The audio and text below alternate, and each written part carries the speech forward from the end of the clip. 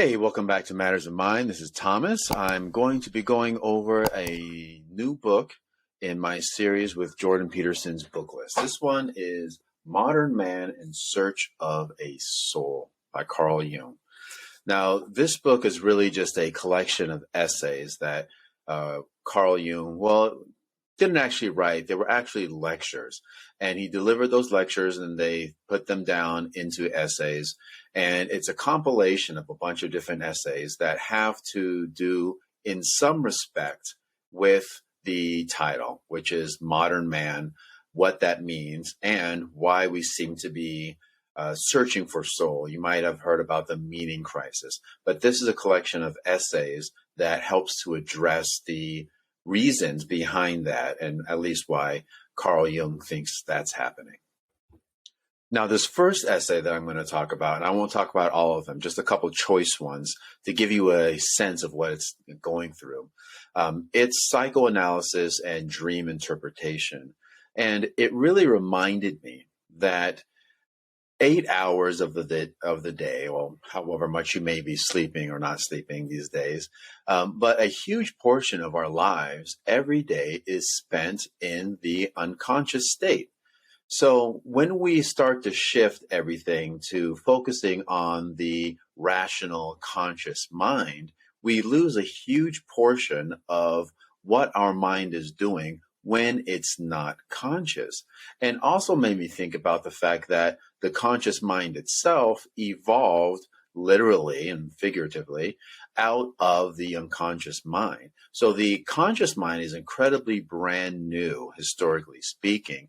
So when we stop looking at that and stop treating dreams and visions, or whatever you might want to call them, as real parts of our psyche, we lose a huge portion of what is going on in our minds and what that might mean for us on an everyday practical basis.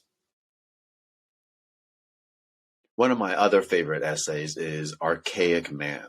And one of the reasons I love Archaic Man is because it goes into the mind of ancient people. And there's something about ancient man and learning how other people think, or just the fact that people can think differently. There's a underlying group of presumptions that people have that affect how they think about and view the world every day.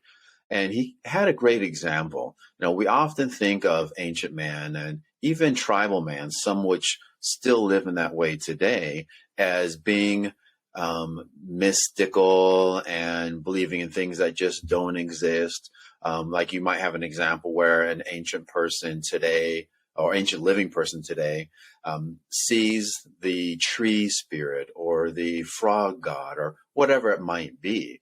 But what they're doing is projecting the spirit of a person into another object. Now, we do the exact same thing today, but we just call it something more fancy, much more modern. What we do is whenever we have something about ourselves that we don't like, we tend to find it in that other person that we dislike, and we project that onto other people. And what Jung was saying is it's the exact same thing. So there's a lot of things that are going on with archaic man and ancient people that we see as old, mystical, and really useless type stuff in our modern world, but we just have different names for it and do the same thing, but just in very different ways. One of the last ones was psychotherapy and the clergy. What he does is he looks at psychotherapists and he looks at clergy members and ask questions like, well, what is one doing? What is the other doing? Can you replace one with the other? Because in our modern world, a lot of people utilize therapy and they don't necessarily address the same issues. A lot of what I see in psychotherapy has to do with very practical issues, navigating your relationships in the modern world. But there's something that I find missing that Jung is pointing out, that it doesn't connect you with the whole of humanity, doesn't address the fact that there is something as the whole of humanity, and help set you up in achieving something outside of just navigating your everyday life, which is incredibly important, because if you can't do that, then you probably aren't going to spend too much time thinking about things beyond that. So I understand why we need one and the other, and they both can work together. But even after we address those daily behavioral issues, navigating the social world, how you're doing at work, et cetera, what's the purpose in that? Once you get there, how are you then connecting with the whole of humanity and really focusing in on how you develop as a human being? Because work, daily things, electronics, et cetera, they all can disappear in an instant.